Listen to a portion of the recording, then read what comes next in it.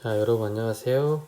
핵심 이론, 핵심 예제 세 번째 기계 공작법에 대해서 설명하도록 하겠습니다. 자, 첫 번째 공작기계 일반에서 기계 공작법의 분류입니다. 자, 우리 기계 공작법의 종류에는 크게 비절삭 가공과 절삭 가공으로 나눕니다. 우리가 비절삭 가공과 절삭 가공을 구분할 때 가장 쉬운 것이 이 칩, 즉 절삭하고 나오는 이 칩이 나오느냐 안 나오느냐의 차이점이 큽니다. 예를 들어 칩이 나오면 절삭 가공, 칩이 나오지 않는 가공은 비절삭 가공이라고 보시면 되겠습니다. 자, 비절삭 가공은 크게 주조, 우리 소선 가공, 용접, 특수 비절삭 가공으로 나눕니다. 주조는 여러분들 쉽게 목형, 주형, 주조, 특수주조, 플라스틱 몰딩, 분말 야금이라고 어렵게 나와 있는데 쉽게 말해 여러분들 겨울철에 길을 가다가 사 먹는 붕어빵 틀을 생각하시면 주조가 쉽게 와 닿을 것입니다. 그 다음에 이제 우리가 소성 가공인데요. 탄성에서 예를 들어 철사가 이렇게 있을 때 이 철사를 이렇게 잡아당겨서 철사가 이렇게 휘어졌다가 원상태로 가는 것을 우리가 탄성이라고 하고, 어느 정도 힘을 더 세게 줘서 원상태로 가지 않는 것을 우리가 소성이라고 합니다. 이런 성질을 이용해서 가공하는 게 바로 소성 가공법인데, 소성 가공법의 가장 대표적인 게 단조, 압연, 프레스 가공, 인발, 압출, 판금 가공이 되겠습니다. 이런 소성 가공도 비절삭 가공에 속하게 되어 있습니다. 예를 들어 절삭하지 않고 칩이 나오지 않고 두 개의 돌아가는 룰러가 있으면 이 룰러에다가 소재를 이렇게 두꺼운 소재를 넣으면 룰러가 이렇게 돌아가면서 결국 이 소자가 눌러서 이렇게 나오는 것을 우리가 압변이라고 합니다. 압변. 이런 가공들, 즉 칩이 나오지 않는 비절삭 가공으로 소성 가공이 있겠습니다. 그 다음에 이제 용접은 여러분들 쉽게 아시니까 설명 안 드려도 되고, 그 다음에 특수 비절삭 가공으로 예를 들어 방전 가공, 초음파 가공 등이 비절삭 가공에 속합니다. 그 다음에 이제 여러분들 이제 칩이 나오는 절삭 가공은 여러분들이 쉽게 아시는 선반, 밀링, 그 다음에 보링, 호빙, 브로칭, 줄작업. 줄작업도 여러분들 미세한 칩이 나오기 때문에 절삭 가공이 되겠습니다. 연삭 가공도 마찬가지로 연삭 호닝, 슈퍼 피니싱, 액체 호닝, 배럴 가공들도 약간의 칩이, 작은 칩이 나오기 때문에 절삭 가공이 되겠습니다. 그래서 문제는 어떻게 나오냐? 다음 중 비절삭 가공이 아닌 것은, 또한 다음 중 절삭 가공이 아닌 것은 해서 문제가 가끔 나오니까 여러분들 칩이 나오느냐 안 나오느냐에 따라서 절삭하고 비절삭을 나누시면 될 것 같습니다. 자, 공작기계. 우리가 흔히 보이는 선반, 밀링, 이런 공작기계의 구비 조건이 있습니다. 이런 공작기계가 어떤 조건들을 갖춰야 되는지 상식적으로 여러분들이 생각하시면 금방 문제를 풀 수가 있습니다.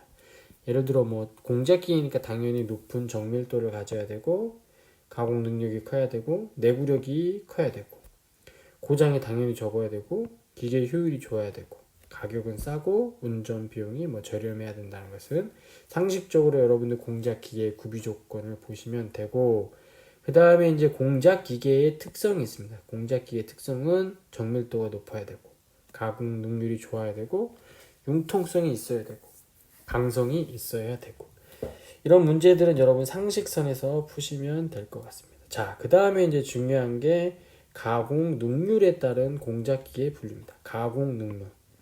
자, 이 가공 능률. 자, 가공 능률인데 이 가공 능률에 따른 공작 기계는 첫 번째로 우리가 범용 공작 기계 있고, 그 다음에 이제 제목만 먼저 보시면 두 번째로 전용 공작 기계, 그 다음에 단능 공작 기계, 만능 공작 기계 있는데, 자, 문제는 뻔합니다.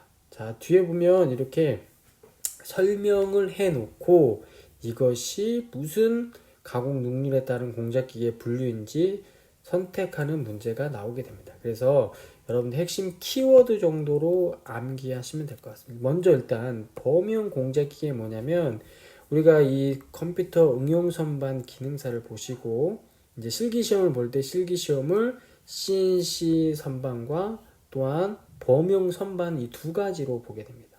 그때 사용하는 선반들을 우리가 범용 선반이라고 하는데요.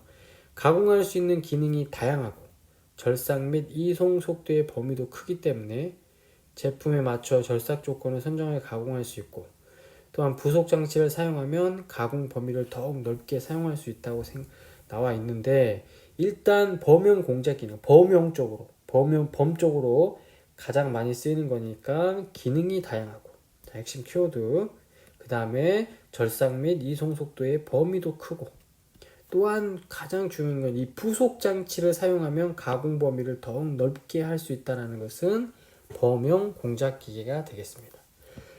그에 반해 이제 전용 공작 기계가 있어요. 전용 공작 기계는 뭐냐면 전용이니까 특정한 제품을 대량 생산할 때 사용하는 것을 우리가 전용 공작 기계라고 합니다.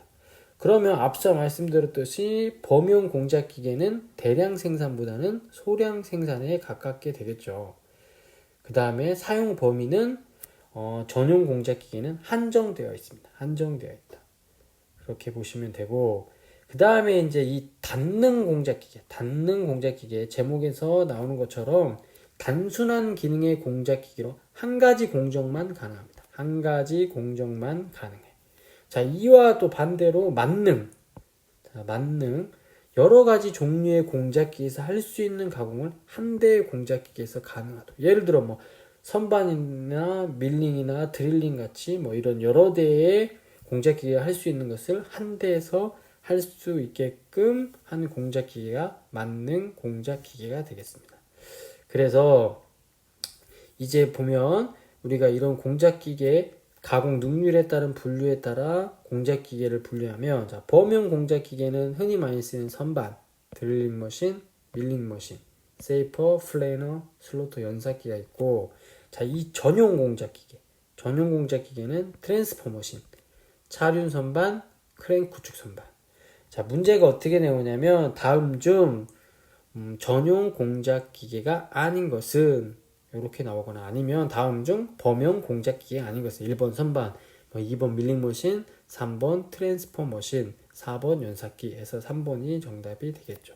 자, 닿는 공작 기계는 공구 연삭기, 센터링 머신. 자, 맞는 공작 기계는 선반, 드릴링, 밀링 머신 등의 공작 기계를 하나의 기계로 할 수 있는 것을 우리가 만능 공작 기계라고 합니다. 그 다음에 이제 좀 많이 나오는 게 공구와 공작물의 상대 운동 관계입니다. 상대 운동. 자, 상대 운동은 공작물은 어떻게 돌고 공구는 어떻게 도는 거죠. 흔히 우리가 이제 많이 여러분 작업하시는 선반을 보도록 하겠습니다. 선반. 자, 선반에서 자, 여기가 이제 이게 척이 되겠죠. 척. 자, 파란색에 보시면 이게 이제 우리가 워크라고 해서 공작물이 되겠죠. 자, 공작물이 되는데 이 공작물은 회전이 되겠죠. 회전. 자, 이 공작물은 회전하고 이제 여기에 이제 선반 바이트가 있는데 이 바이트는 자, 전후 그다음에 좌우로 움직이는 직선 운동이 되겠습니다. 직선 운동. 자, 그래서 정리하면 선반은 공작물은 회전하고 그다음 바이트인 공구는 직선 운동한다. 자, 그림 보시면 자, 선반은 공작물은 회전 운동하고 공구는 직선 운동합니다. 그 다음에 이제 여러분들 우리 밀링을 보시면 밀링. 자, 밀링은 이제 선반하고 반대의 개념으로 이 공작물이 3축으로 자, 이렇게 직선 운동. 전후, 좌우, 또 위아래로 이렇게 직선 운동을 하고 이번에는 밀링은 이 공구가 회전 운동을 하기 때문에 공구는 회전, 공작물은 직선 운동. 자, 밀링 한번 보겠습니다. 밀링. 자, 밀링을 보시면 공작물은 고정하고 이송하고 공구는 회전 운동한다. 자, 연삭은 공작물은 회전 또는 고정하고 이송하고 공구는 회전한다. 자, 드릴 작업도 공작물은 고정되어 있고 자, 드릴이 회전 운동한다. 이렇게 공구와 공작물의 상대 운동에 관련된 문제들도 많이 나오니까 여러분들 꼭 기억하시기 바랍니다. 자, 그럼 문제 한번 풀어보겠습니다. 기계공작법은 가공 방법에 따라 절삭가공과 비절삭가공으로 나눈다. 다음 중, 자, 절삭가공이 아닌 것은, 당연히 이제 칩이 안 나오는 거겠죠. 딱 봐도 선삭, 밀링, 드릴링은 칩이 나오는 절삭이고, 용접은 비절삭 가공이 되겠습니다. 자, 공작 기계를 구성하는 중요한 구비 조건이 아닌 거죠. 상식선에서 풀라고 하셨는데, 한번 보면, 자, 가공 능력 당연히 커야 되고, 두 번째, 높은 정밀도 당연히 있어야 되고, 세 번째, 내구력이 클 것 맞고, 네 번째, 자, 기계 효율이 적으면 안 되겠죠. 기계 효율은 커야겠죠. 네, 정답은 4번이 되겠습니다. 자, 그 다음에 핵심 이론, 칩의 종류. 자, 칩의 종류는 상당히 여러분들 많이 나오니까 꼭 암기하셔야 돼요. 우리가 칩의 종류에는 크게 유동형 칩. 자, 유동형 칩이고 가장 좋은 칩이죠. 그 다음에 전단형, 경작형,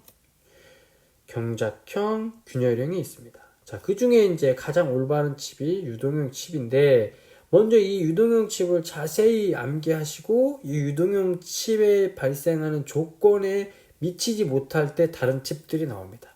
자, 그럼 유동형 칩을 보면, 경사면 위를 연속적으로 원활하게 흘러나가는, 그래서 유동형 칩은 다른 말은 연속형 칩이라고 합니다.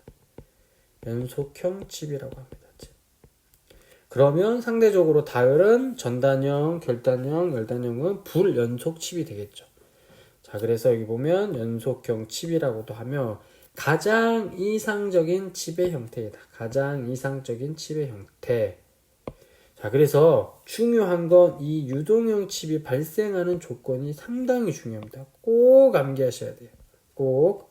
자, 첫 번째, 단단한 재료가 아니라 연성의 재료. 자, 연성의 재료. 자, 이 연성의 재료를 가공할 때 유동형 칩이 나오고, 자, 절삭 깊이는 적을 때, 절삭 속도가 빠를 때, 자, 윗면 경사각이나 이런 경사각이 클 때, 뭐, 윤활성이 좋은 절삭류를 사용할 때인데, 꼭 암기, 연성 재료, 절삭 깊이는 적을 때, 절삭 속도는 빠를 때, 경사각이 클 때, 유동형 칩이 나오는데, 이 조건들이 조금씩 달라지면 이제 다른 칩들이 나옵니다.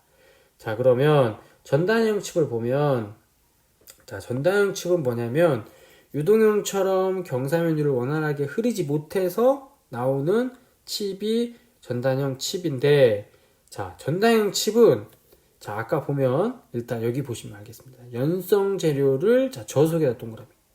아까 보면 속도를 빠르게 할 때 유동형 칩이 나오는데, 이 연성 재료를 속도 빠른 게 아니라 느린 속도, 저속으로 할 때, 그 다음에 유동형 칩은 절삭 깊이가 작을 때였는데, 얘는 절삭 깊이가 클 때 전단형 칩이 발생한다고 여러분들이 꼭 기억하셔야 됩니다. 자, 연성 재료를 고속이 아닌 저속으로, 절삭 깊이가 작지 않고 클 때 전단형 칩이 나오게 됩니다.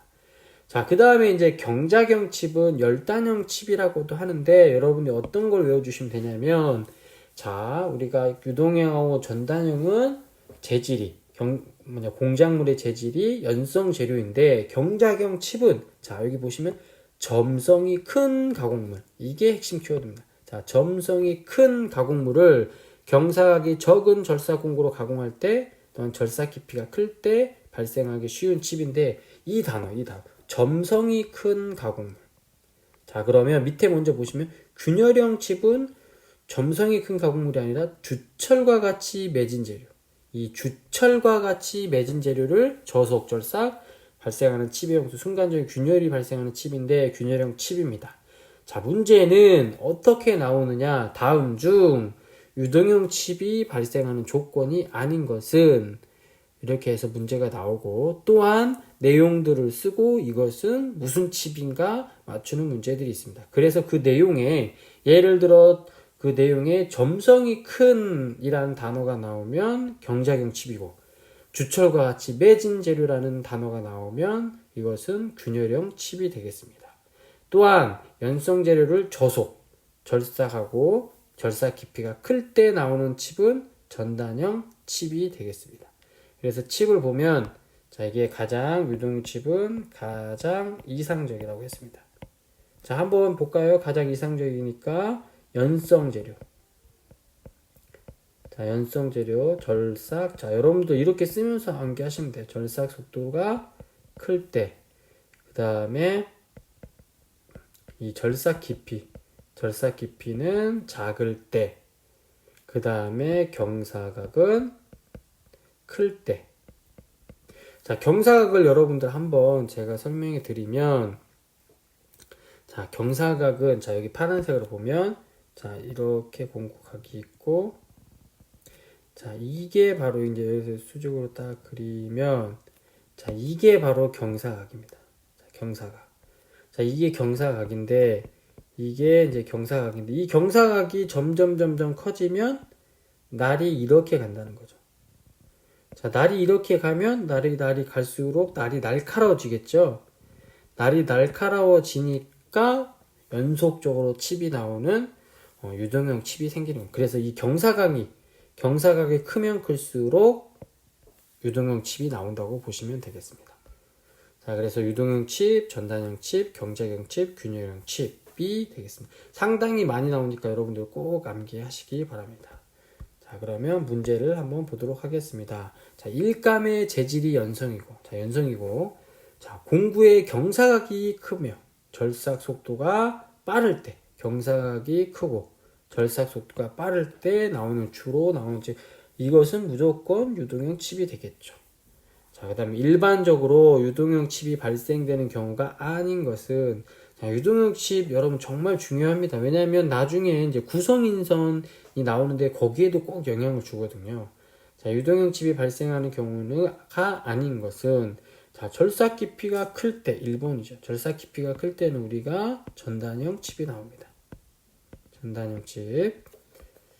자, 그 다음에 이제 구성인선 나오네. 핵심 이론 3번. 구성인선 빌트업 에지. 자, 우리 한글로 한번 써보면, 빌트업 에지. 자, 빌트업 에지라고도 나오는 문제들도 있으니까, 한글로도 여러분들 꼭 암기하시기 바랍니다. 자, 구성인선은 뭐냐면, 자, 연강, 스테인리스강, 알루미늄 등의 이 연성 가공물을 절삭할 때, 자, 일단 절삭할 때, 뭐 절삭력하고 뭐 열이 발생해서 고온 고압이 생기면, 자, 우리가 이제 바이트 팁이 이렇게 생기면, 자, 이 팁 끝에 칩이 떨어져야 되는데 고온 고압 때문에 달라붙어서 어느 순간에는 이 팁이 나갈 때, 이 칩이 이제 탈락할 때 이 팁 끝을 딱 잡고 탈락하는 것을 우리가 구성인선이라고 합니다. 그래서 구성인선은 좋은 거다 아니면 나쁜 거다. 자, 나쁜 거죠. 구성인선은 나쁜 거가 되겠습니다.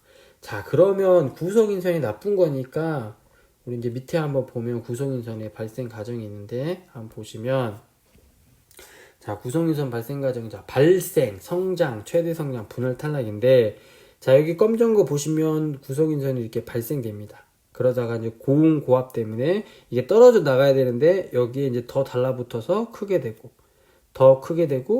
이제 분열됐다가 이게 탈락하면서 팁 끝을 이렇게 같이 탈락해서, 이제 정밀도가 나빠지게 되는 겁니다. 그래서 이 구성인선에 방지를 해야 되는데, 이 방지 대책이 상당히 많이 나옵니다. 근데 이 방지 대책이 뭐하고 비슷하냐면, 바로 유동형 칩이 나오는 조건. 자, 유동형 칩이 이 나오는 조건과 비슷하기 때문에 유동형 칩을 외워놓으면 금방 할 수 있습니다. 자, 먼저 이 좋지 않은 구성인선의 방지 대책을 보면, 절삭 깊이를 적게 할 것, 경사각을 크게 할 것, 절삭 공구의 인선을 예리하게 날카롭게 할 것, 윤활유가 좋은 절삭류를 사용할 것, 절삭 속도를 크게 할 것. 앞서 배웠던 유동형 칩이 나오는 조건하고 거의 같습니다. 그래서 유동형 칩이 나오게끔 유도하면 그것이 바로 구성인선의 방지 대책이 되겠습니다. 그래서 문제 다음 중 구성인선의 방지 대책이 아닌 것은, 그래서 뭐 절삭 깊이를 적게 해야 되는데 크게 한다거나 해서 찾는 문제들이 자주 출제되니까 여러분들 꼭 암기하시기 바랍니다. 자, 문제 한번 보겠습니다. 구성인선을 시키는 방법으로 옳은 것은 옳은 것입니다. 옳은 것. 자, 1번 절삭 속도를 크게 한다. 맞죠?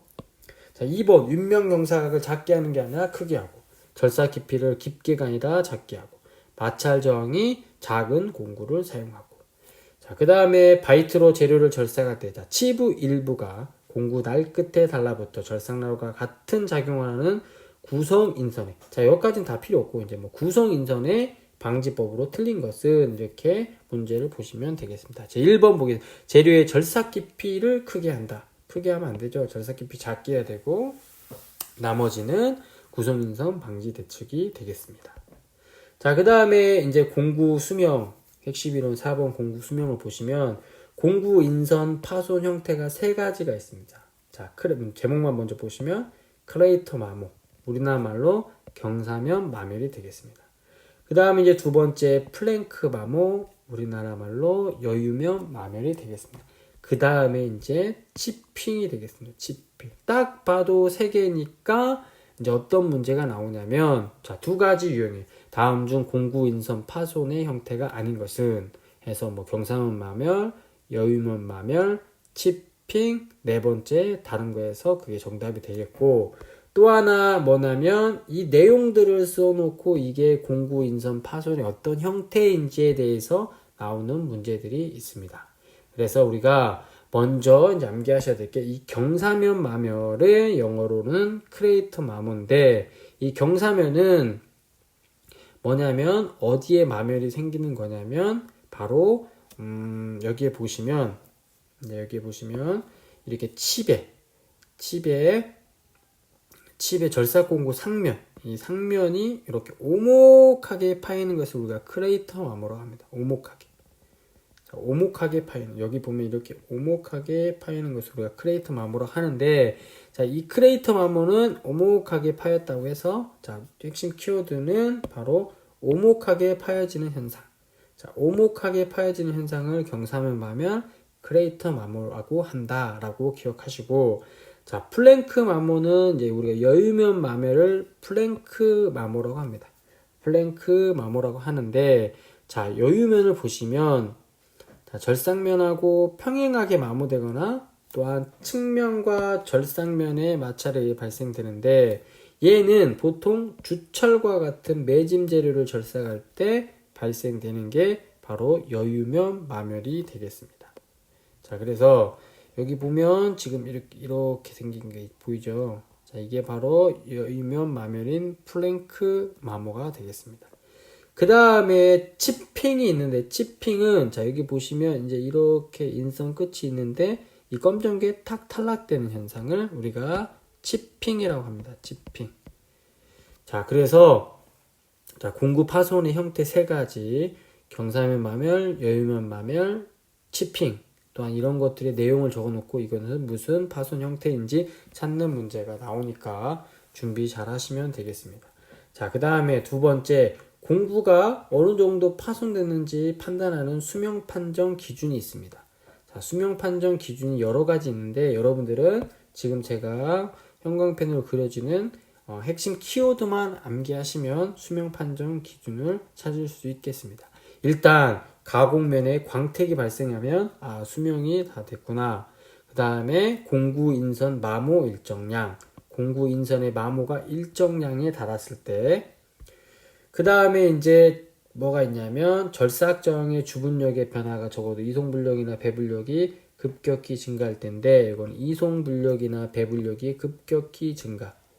자, 그 다음에 당연히 이제 여러분들 치수의 변화량, 완성 치수의 변화량이 생기니까 공구가 파손됐구나 라고 볼 수 있겠고 자, 절삭저항의 주분력이 절삭을 시작할 때 비교하여 일정량이 증가할 경우 자, 주분력이 절삭을 시작할 때와 비교하여 일정량이 증가할 경우가 있겠습니다. 자, 그럼 문제를 한번 보시면 자, 공구의 마멸 형태. 자, 공구의 마멸 형태. 아까 보면 여유면, 그 다음에 경사면, 치핑이 있습니다.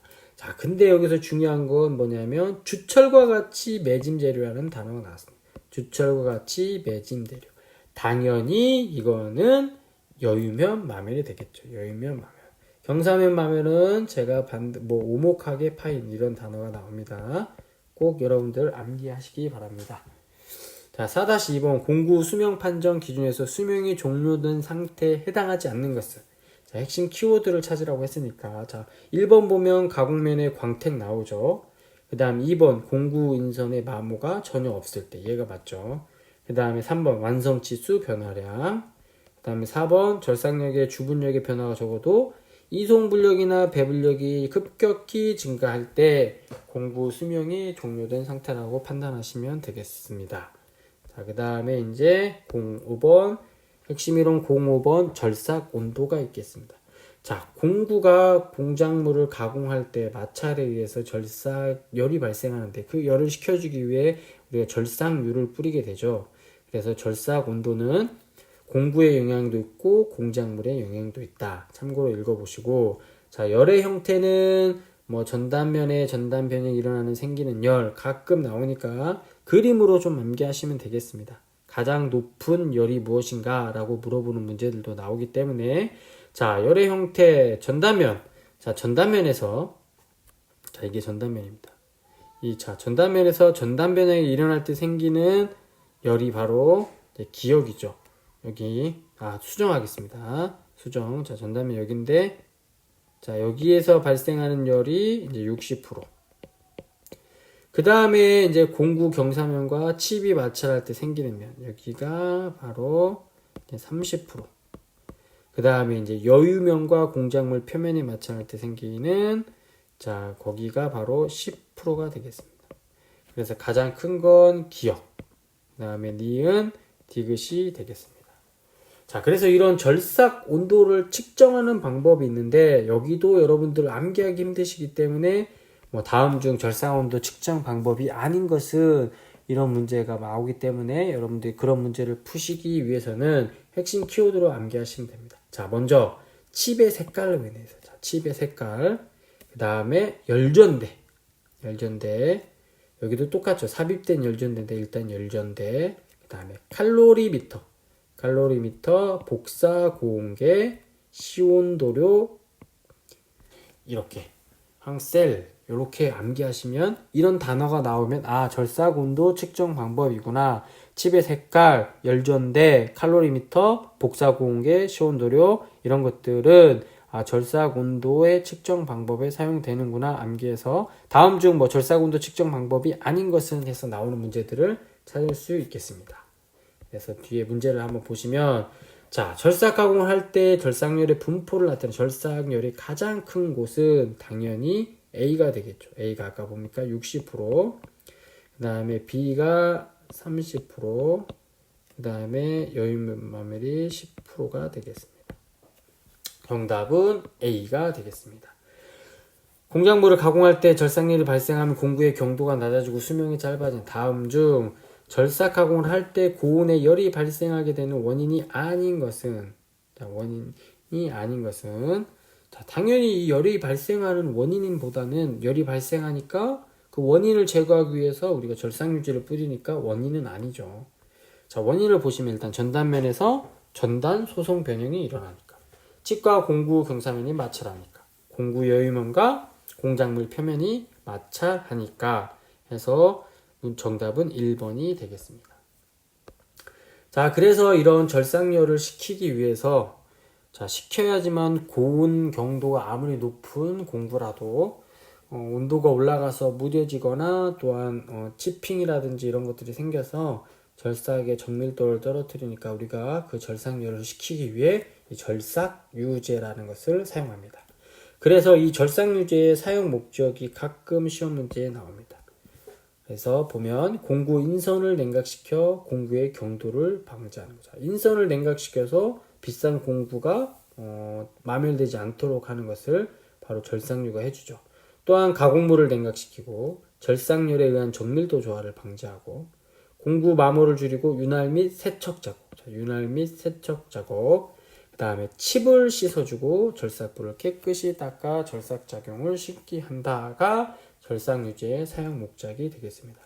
자, 그럼 이 절삭유의 작용은 뭐냐면 먼저 가장 주 목적이 냉각작용이 되겠습니다. 그 다음에 윤활작용, 그 다음에 칩을 씻어내는 세척작용이 되겠어. 딱 세 가지니까 여러분도 이제 감이 오시겠죠. 절상유제의 작용이 아닌 것은 해서 문제가 나오겠습니다. 그럼 이런 절상류의 구비 조건도 상당히 많이 나옵니다. 과연 이런 절상류는 어떤 구비 조건을 가져야 되는가? 자, 냉각성 당연히 있어야겠죠. 방청성, 방식성이 우수해야 되고, 뭐 간마성, 윤활성이 좋아야 되고, 유동성이 좋아야 됩니다. 구석구석 가야 되고, 적하가 쉬어야 되고, 인하점, 발하점이 높아야 되겠죠. 높지 않으면 마찰열 때문에 뭐 예를 들어 뭐 절상류가 뭐 타버리거나 아니면 불이 날 수 있겠죠. 그 다음에 인체에 무해되고 변질되지 않아야 됩니다. 절상류의 구비 조건 여러분들 꼭 암기하시고, 자, 절상류의 크게 구분해 보면 수용성 절상류와 당연히 우리가 수용성 절상류가 있습니다. 자, 쉽게 말하면 이게 이제 물수자인데, 자, 우리 광물 석류가 있는데 거기에다가 원액에다가 물을 혼합하는 겁니다. 우리가 예를 들어 매실 액기스가 있어요. 매실 액기스를 여기다가 이제 넣는데 이것만 먹으면 너무 진하니까 여기에다가 이제 물을 넣어서 희석을 시키는데, 이런 것처럼 광물 석유를 원액을 넣고 거기에다 물을 넣어가지고 사용하는 것을 우리가 바로 수용성 절상유라고 합니다. 자, 물을 넣겠죠. 물을 혼합한다. 그리고 거기에다 이제 표면활성제, 뭐 부식 방지를 첨가하는데, 자, 물을 넣으니까 이 두 가지의 특징이 나옵니다. 특징 꼭 암기해. 자, 물을 넣으니까 점성이 낮고 비열이 커서 냉각 효과가 크다. 당연히 물을 섞었으니까 냉각 효과가 크겠죠. 이 불수용성 절상류는 물을 혼합하지 않고 원액 그대로 쓰니까 얘는 냉각 효과가 크지 않습니다. 그러니까 냉각 효과가 크니까 당연히 고속절상 및 연삭가공액으로 많이 사용되는 게 수용성 절상류입니다. 그래서 여러분들 꼭 기억하셔야 돼요. 자, 냉각 효과, 물을 넣으니까 냉각 효과가 있다. 냉각 효과가 있으니까 고속절상 및 연삭가공에 사용된다 라고 암기하시면 되겠습니다. 그러면 이제 생각해 보시면 불수용성 절상류는 고속절삭은 좀 힘들겠죠. 자, 문제를 한번 보면, 자, 기계 가공에서 절삭성을 높이기 위하여 절상류를 사용한다. 절상류의 사용 목적. 자, 절상류를 왜 쓸까? 목적으로 틀린 것을 보면, 1번 절삭공구의 절삭온도를 저하시켜 공구의 경도를 유지시킨다. 맞고, 속도를 높일 수 있어 공구 수명을 연장시킨다. 맞고, 절삭열을 제거하여 가공물의 변형을 감소하고 치수 정밀도를 높여준다. 맞고, 자, 네 번째 보시면 냉각성과 윤활성이 좋고, 자, 여기까지는 괜찮습니다. 그러나 기계적 마모를 크게 한다. 크게 하는 게 아니라 작게 한다라고 해야겠죠. 그래서 정답은 4번이 되겠습니다. 자, 이제 우리가 윤활제가 있는데, 윤활제는 뭐냐면, 자, 윤활제의 구비 조건 상식적으로 한번 읽어보시고, 자, 중요한 건 이제 윤활의 목적이에요. 윤활의 목적. 윤활작용, 냉각작용, 밀폐작용, 청정, 방청 등이 있는데, 우리가 윤활 방법에는 크게 유체, 경계, 극압 윤활이 있습니다. 그 다음에 이제 좀 문제가 나오는 게 윤활제의 급유 방법. 핸드 급유, 적하 급유, 오일링 급유, 분무 급유, 강제 급유, 담금 급유, 이런 것들이 있으니까 보시면 되겠고, 패드 급유, 비말 급유. 자, 문제 한번 보겠습니다. 윤활제가, 자, 이 윤활제가 갖춰야 될 조건으로 해당하지 않는 것. 자, 상식적에서 한번 풀어보시면, 자, 3번에 보면 산화와 열에 대한 안전성이 낮으면 안 되겠죠. 산화 또는 열에 대한 안전성이 낮는 게 아니라 높아야겠죠. 자, 그렇게 보시면 될 것 같습니다. 자, 그 다음에 이제 8번 보겠습니다. 8번. 우리가 이제 여러 절삭 공구가 있습니다. 예를 들어 선반에는 바이트, 그 다음에 밀링에는 뭐 엔드밀, 그 다음에 드릴에는 드릴이 있는데, 이런 절삭 공구의 구비 조건, 이 절삭 공구는 어떤 조건들을 가지고 있어야 되냐면, 일단 마찰에 의한 열에 의해서 경도가 떨어지면 안 되니까 고온 경도, 그 다음에 마모되면 안 되니까 내마모성, 그 다음에 강력하고 이렇게 취성이 없어야 되니까 강인성, 저마찰, 성형성, 저렴한 가격, 이게 바로 절삭공구의 구비 조건이 되겠습니다. 그러면 이런 절삭공구, 어떤 재료로 만드는지에 대해서 한번 배워보도록 하겠습니다. 먼저 첫 번째 가장 기본이 되는 우리 탄소공구강, 그런 것들은 시험에 잘 안 나오기 때문에 탄소공구강 건너뛰고, 그 다음에 이제 약 600도씨까지 견디는 고속도강이 있습니다. 고속도강. 자, 600도씨까지 견딘다. 600도씨까지 보시면 되는데, 자, 고속도강에는 어떤 게 많이 나오냐면 이 표준 고속도강이 정말 많이 나옵니다. 자, 표준 고속도강. 자, 표준 고속도강은 텅스텐 18, 크롬 4%, 바나듐 1%를 함유하는데, 자, 어떻게 암기하시냐면 표준 고속도강의 조성으로 만든 것은 해가지고 나오는 경우들이 상당히 많습니다. 그래서 어떻게 외우시냐면 표준 고속도강은 누가 이제 만들었냐면 텅크바라는 사람이 만들었습니다. 텅크바. 자, 텅크바가 표준 고속도강을 쟁취하기 위해서 텅크바가 반드시 거쳐야 될 게 싸움을 해야 되는데 바로 18대 4대 아니죠. 텅크바라는 사람이 4대 1로 싸우는데 당연히 이제 혼자가 4명을 상대해야 되니까 욕이 나오겠죠. 그래서 욕을 18이라고 해서 18, 4, 1. 텅스텐 18%, 크롬 4%, 바나듐 1%. 4대 1로 싸우면 당연히 욕이 나오겠죠. 그래서 18. 그래서 텅크바라는 사람이 그래서 텅스텐 18, 크롬 4%, 바나듐 1%가 표준 고속도강의 조성이다 라고 꼭 암기하시면 되겠습니다. 그 다음에 이제 좀 많이 나오는 초경합금이 있습니다. 소결 초경합금. 자, 소결 초경합금은 어떻게 외우시냐면, 자, 일단 1400도씨입니다. 아까 고속도강은 600도씨고 얘는 1400도씨 이상의 고온으로 가열해서 프레스로 소결 성형한 절사 공구입니다. 자, 그때 이제 탄화물 넣는데 코발트 탄화물, 그 다음에 탄화물에다가 뭐 코발트나 니켈을 넣게 되어 있습니다. 그래서 독일에서는 비디아, 미국에서는 카볼로이, 뭐 영국 미디아, 그 다음 일본은 단가로이, 우리나라는 초경합금이라고 합니다. 그래서 이 내용들을 써주고 무슨 공구 재료인지 찾는 문제가 상당히 많이 나옵니다. 그래서 꼭 기억하셔야 될 것은 1400도씨 이상의 고온으로 가열하면서 프레스로 소결 성형한 것은 바로 초경합금이 되겠습니다. 그 다음에 이제 주조경질합금이 되는데요. 자, 주조경질합금의 대표적인 것은 스텔라이트가 되겠습니다. 스텔라이트가 주조경질합금인데, 뭐 주성분은 뭐 텅스텐, 뭐 크롬, 코발트, 철, 뭐 이런 주조합금. 자, 주조합금. 자, 근데 이 스텔라이트는 이제 여러분들 중요한 게 뭐냐면 이 스텔라이트는 단조나 열처리가 되지 않습니다. 단조나 열처리가 되지 않는다. 자, 그래서 뭐 다음 중 주조경질합금의 특징으로 틀린 것은 해서 나오는 경우가 있습니다. 뭐 그래서 주조경질합금은 단조가 된다, 또한 열처리가 된다, 이렇게 나오는 경우가 있기 때문에 여러분들 꼭 암기하시면 될 것 같습니다. 자, 세라믹 보겠습니다. 자, 세라믹의 주원료는 산화 알루미늄 분말로 만드는데 거기다 이제 마그네슘, 규소 등의 산화물의 소량과 다른 원소를 첨가하여 소결한 절삭 공구인데, 그보다 세라믹은 이제 뭘 암기하시면 되냐면, 자, 세라믹은 용접이 곤란합니다. 자, 용접이 되지 않습니다. 용접이 곤란하므로 고정용 홀더를 사용하는데, 다른 공작 우리가 이제 바이트 팁의 이제 종류에 대해서 한번 배워보면 나중에 이제 뒤에 나오겠지만 우리가 이제 용접 바이트라고 있습니다. 하여튼 이렇게 세라믹은 용접이 되지 않습니다. 용접이 되지 않으니까 예를 들어 다음 중 세라믹의 설명으로 틀린 것은 해서 뭐 용접이 된다라든지 이런 경우가 많기 때문에 용접이 곤란하다는 거 꼭 암기하셔야 됩니다. 자, 그 다음에 이제 우리가 서맷이 있어요. 서맷. 자, 서맷은 세라믹과 메탈의 복합으로 세라믹의 취성을 보완하고, 그 다음에 여러 가지들의 금속 복합체의 총칭인데, 자, 서맷은 특히 고속 절삭에서 저속 절삭까지 사용 범위가 넓습니다.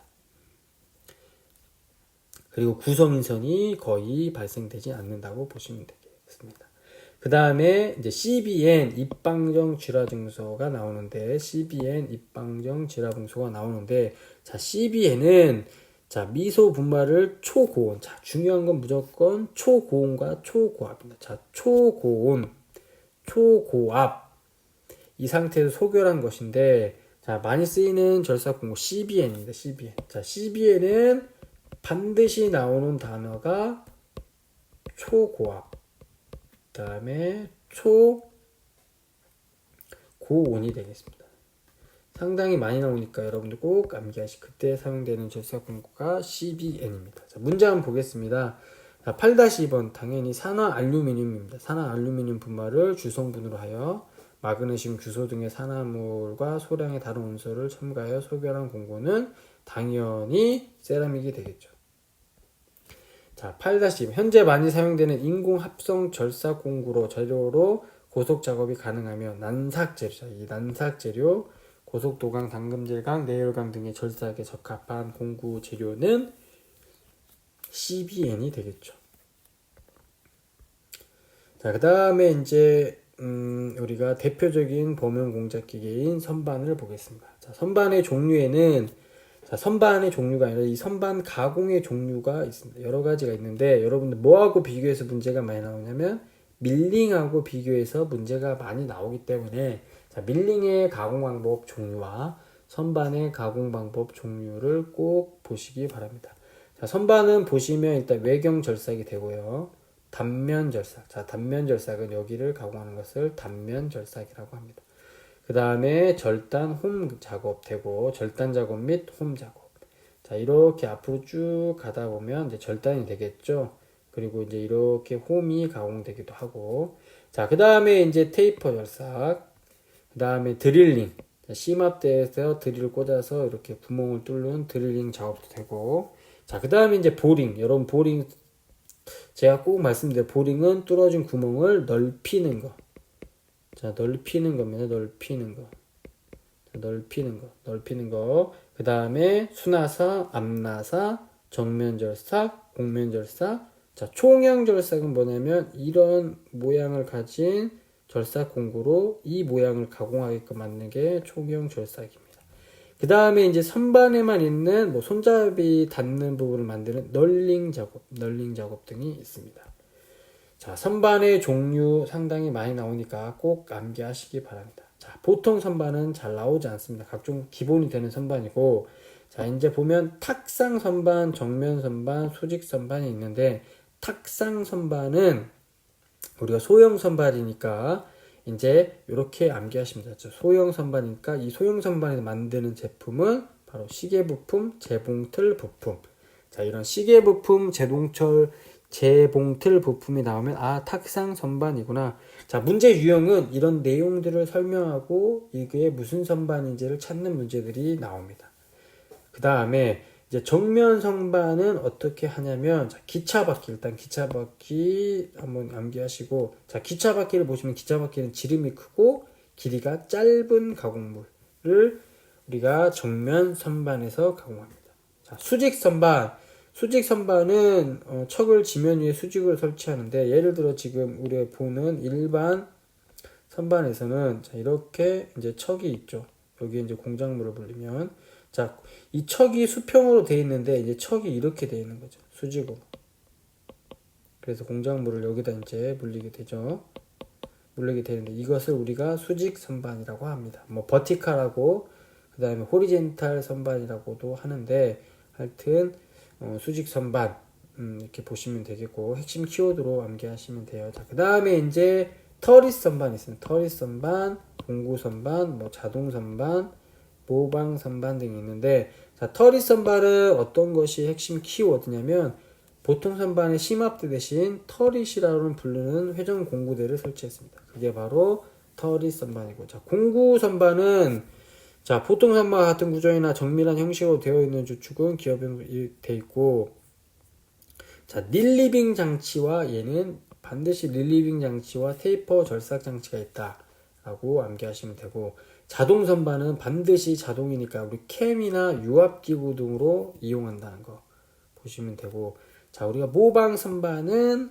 자동 모방 장치를 이용해서 나온다고 보시면 돼요. 트레이서라는 단어도 나옵니다. 트레이서. 그 다음에 차축은 기차의 차축, 차류는 기차의 바퀴. 자, 크랭크축 선반은 크랭크축의 전월과 크랭크 핀을 가공하는 선반에서 선반의 종류는 여러분들 문제를 주어주고 이게 어떤 선반인지 찾는 문제가 나오기 때문에 문제에 나올 만한 핵심 키워드. 예를 들어 뭐 트레이서 이거는 모방 선반, 그다음 시계 부품 이것은 탁상 선반 해서 암기하시면 되겠습니다. 자, 선반의 크기 표시 방법. 자, 우리가 보통 선반의 크기 표시 방법은 자, 스윙하고 양 센터 간의 최대 거리로 나타납니다.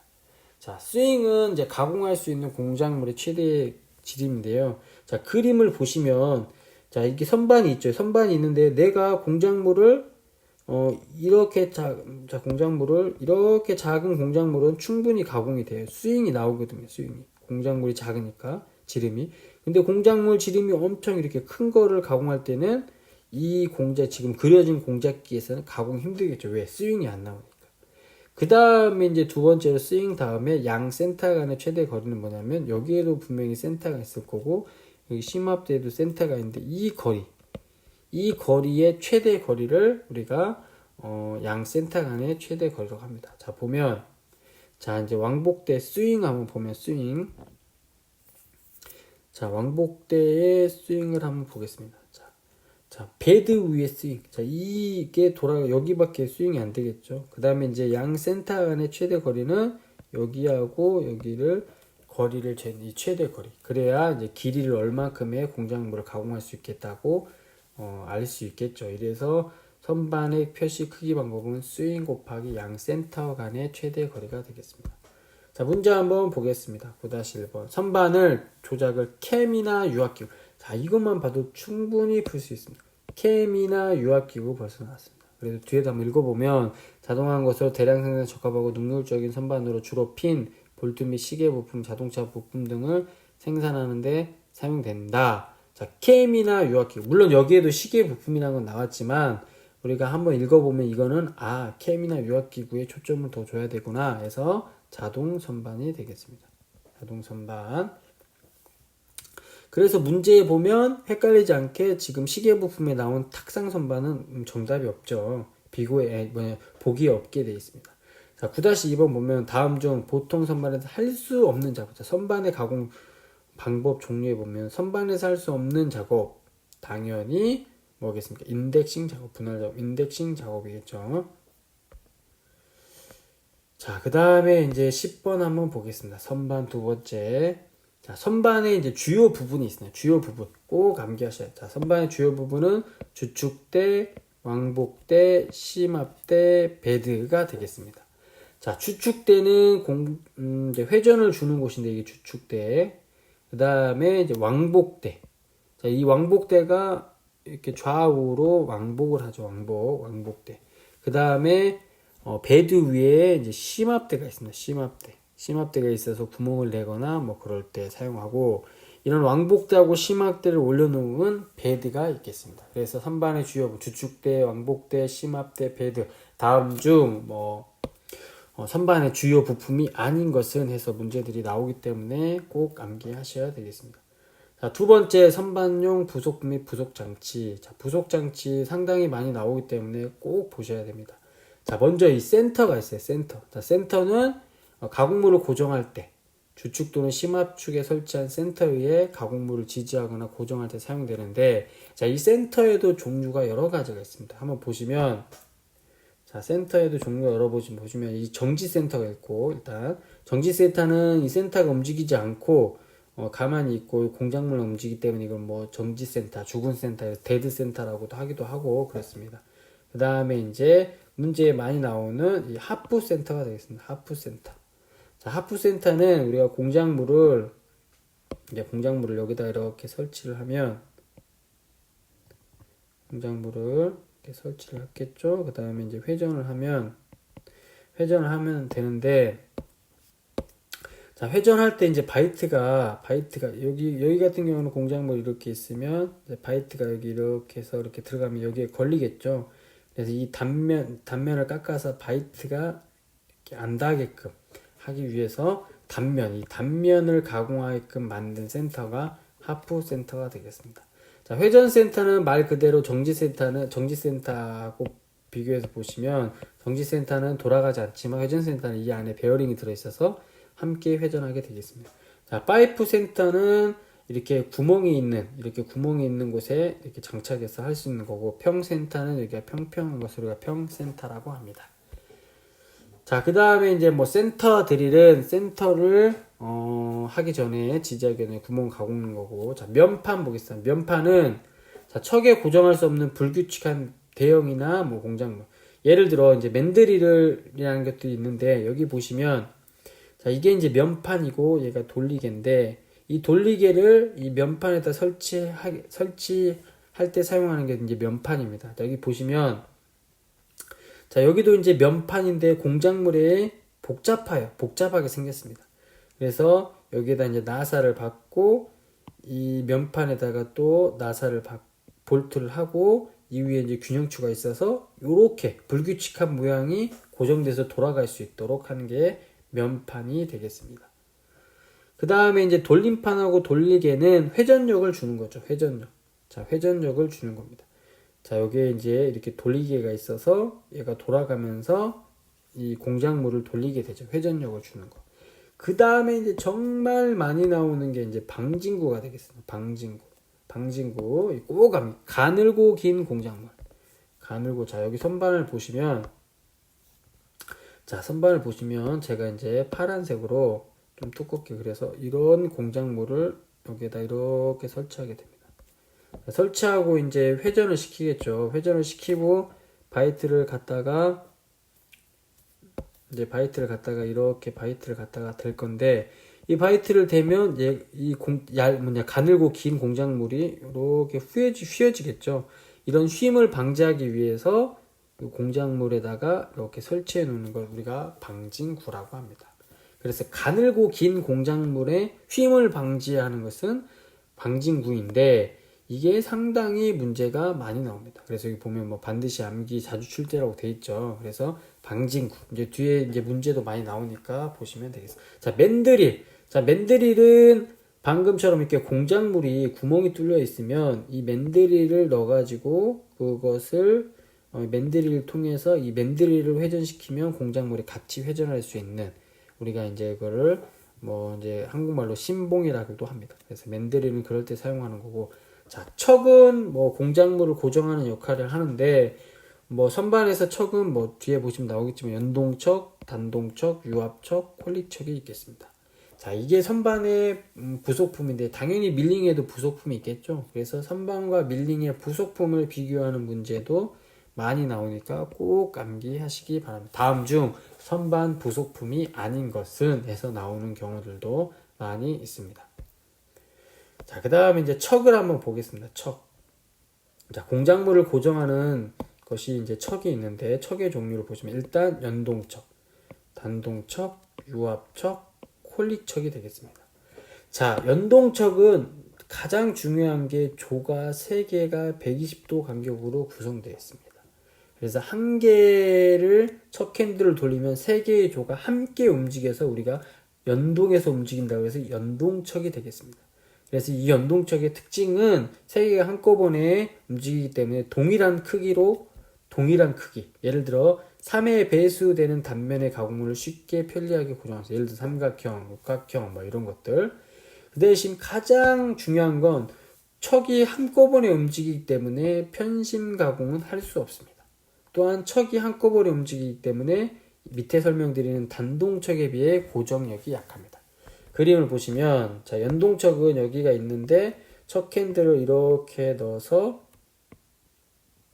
척 핸들을 이제 회전을 시키면 이 척, 1번 척, 아니 조, 1번 조, 2번 조, 3번 조가 동시에 움직여. 동시에 연동적으로 움직이기 때문에 연동척이라고 합니다. 그래서 이 연동척은 편심 가공 힘들고 옆에 보이는 단동척보다 고정력이 약하게 되겠습니다. 자, 이제 단동척을 한번 보시면 단동척은 4개의 조가 90도로 되어 있습니다. 그 다음에 조가 각각 단독으로 이동합니다. 그래서 아까 연동척 같은 경우는 규칙적인 가공물이 고정이 된다면, 단동척은 자, 불규칙한 가공물, 또한 가장 중요한 게 편심 가공도 할 수 있다는 겁니다. 자, 편심 가공. 자, 그래서 여기 그림을 보시면, 자, 연동척에 비해서 여기 척 핸들을 여기에 넣어서 돌리면, 지금 이 조만 움직이기 때문에 이 조가 각각 움직이게 됩니다. 각각. 그래서 단독적으로 움직이니까 우리가 단동척이라고 합니다. 그래서 단동척은 편심 가공이 됩니다. 편심 가공이 됩니다. 그 다음에 이제 우리가 유압척이 있습니다. 유압척은 여러분들 어디에 가장 많이 쓰냐면 CNC 선반에 많이 쓰이고, 자, CNC 선반에 많이 쓰이고, 조가 소프트 조가 있고 하드 조가 있습니다. 자, 소프트 조는 이제 가공물의 형상에 따라서 이제 수시로 가공할 수 있겠죠. 우리가 그 롯데리아나 뭐 이런 데 가서 소프트 아이스크림을 사는 것처럼 소프트 조가 가공물의 형상에 따라 가공해가지고 공작물을 척킹, 즉 공작물을 고정하게 되어 있습니다. 자, 그래서 CNC 선반에 많이 사용을 하게 되겠고, 자, 그 다음에 이제 콜릭척이 있습니다. 콜릭척은 뭐냐면 지름이 작은 가공물, 각봉제 뭐 이런 것들. 자, 그래서 여기 보면 지름이 작은 공작물을 여기에다가 이렇게 고정할 수가 있겠습니다. 이게 바로 콜릭척이 되겠습니다. 자, 그래서 문제는 어떻게 나오냐면, 자, 내용들을 써주고 이게 무슨 척인지 고르는 문제와, 아니면 연동척에 대한 설명으로 틀린 것은, 예를 들면 조가 4개라든지 아니면 편심 가공을 할 수 있다라든지 이런 것들이 있기 때문에 여러분들이 한번 암기하시면 될 것 같습니다. 자, 문제 한번 풀어보겠습니다. 선반 작업에서 가늘고 긴 나왔습니다. 가늘고 긴 일감의 절삭력과 자중에 의한 휨을 방지하기 위한 부속 장치, 당연히 방진구가 되겠죠. 그래서 그림을 한번 보시면, 자, 이게 이제 방진구입니다. 방진구. 자, 척이 있고 이제 여기에 이제 공작물이 있죠. 이 공작물이 있는데 가늘고 길기 때문에 바이트가 이렇게 밀면 분명히 휘어지니까 휘어짐을 방지하기 위해서 방진구를 설치합니다. 그래서 방진구도 이제 두 가지 경우가 있어요. 우리가 이동 방진구, 그 다음에 고정 방진구가 있어요. 자, 이동 방진구는 어디에다가 하냐면 바로 왕복대 위에 설치하고, 그 다음에 고정 방진구는 베드 위에 설치하게 되어 있습니다. 그래서 뭐 요즘 문제 추형은, 자, 이동식 방진구를 어디에 설치하고 고정식 방진구를 어디에 설치하는지. 자, 그럼 그림에서 보이는 것은 베드 위에 설치했으니까 고정식 방진구가 되겠습니다. 자, 문제로 다시 돌아가서 10-2번 선반의 주요부로 짝지어진 것은, 자, 선반의 주요부 아까 보시면 주축대, 왕복대, 심압대, 베드가 되겠습니다. 그래서 1번이 되겠습니다.